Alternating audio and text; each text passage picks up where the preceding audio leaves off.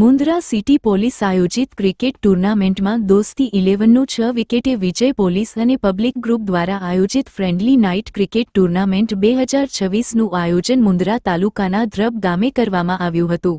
પ્રથમ ટૂર્નામેન્ટના આયોજન બાદ સિઝન પણ સફળ રહી હતી.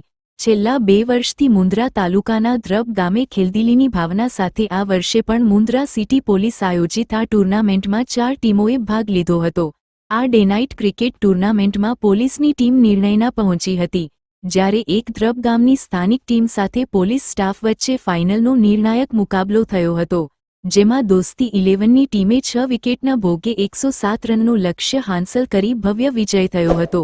પીઆઈ 11 મુન્દ્રા અને દોસ્તી 11 ધ્રબ વચ્ચે આખરી ફાઇનલ મુકાબલો જોવા ભારે દર્શકો ઉમટ્યા હતા.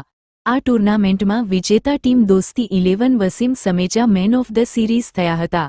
આ ક્રિકેટ ટૂર્નામેન્ટમાં જયેન્દ્રસિંહ ઝાલા અને રવુભા રાઠોડ દ્વારા ક્રિકેટ ટૂર્નામેન્ટનું આયોજન કરવામાં આવ્યું હતું.